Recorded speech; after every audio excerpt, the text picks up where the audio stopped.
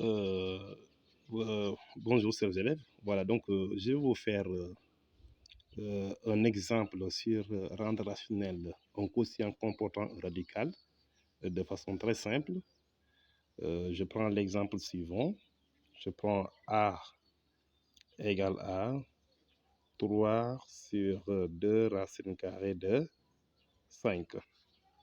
Voilà. Donc pour rendre rationnel le quotient 3 sur 2 racine carrée de 5, on a deux options. Soit on peut utiliser l'expression conjuguée. L'expression conjuguée du dénominateur, on le multiplie par le numérateur et le dénominateur et ça va faire sauter le radical.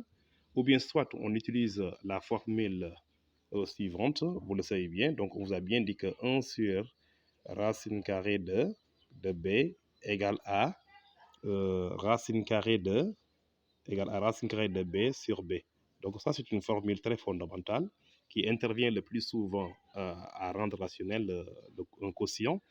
Donc, on peut toujours l'utiliser, le plus souvent en l'utilisant, surtout en faisant les équations si on a x est égal à une racine carrée, là où la valeur, où la valeur est un quotient qui a un radical au dénominateur, le plus souvent, on utilise cette formule-là.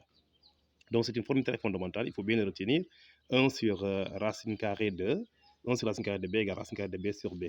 Donc, je vais essayer d'écrire le a sous cette forme pour faire apparaître le 1 sur racine carrée de b sur b. Donc, vous savez bien que a égale à 3 sur 2 racine carrée de 5. C'est le 5 seulement qui a un radical, qui gêne. Donc, si on a dit qu'il y a un radical à ce dénominateur, c'est par rapport au niveau de 5. Mais le 3 demi, il n'y a rien là-bas.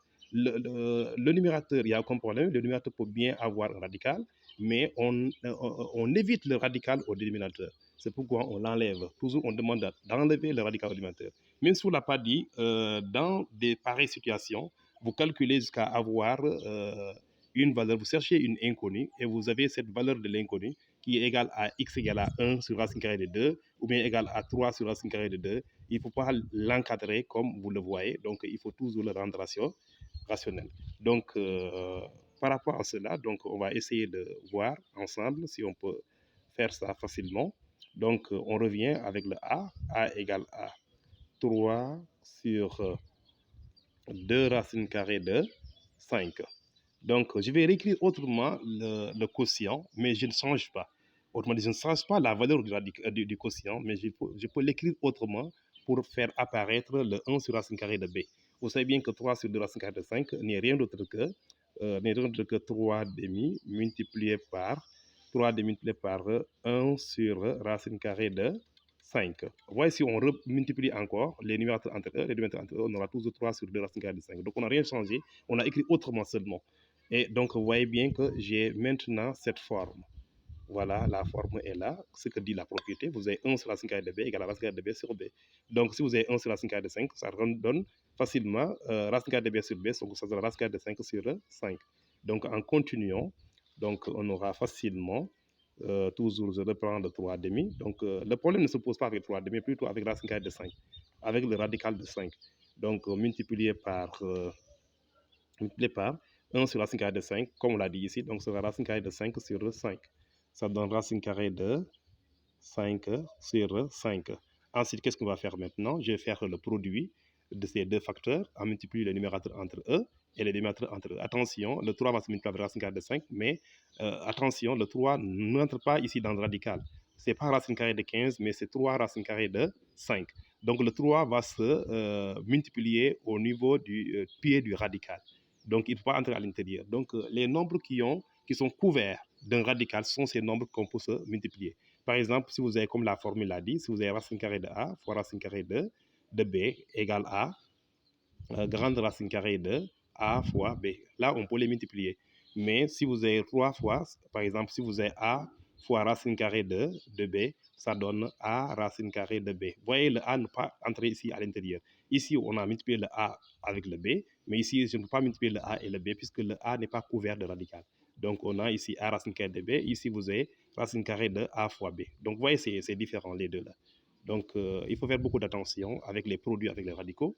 Donc, ici, j'aurai facilement, si je fais le calcul, j'aurai le produit des numérateurs, ça me donne 3 racine carrée de 5. Vous voyez, le 3 ne pas entrer ici à l'intérieur, il sera mis aussi au niveau du pied du radical. Et 2 fois 5, ça me donne 10. Et voilà, on a enlevé le radical au dénominateur. Donc, vous voyez, il y avait racine carrée de 5, on avait un radical au dénominateur, on l'a enlevé en utilisant la formule.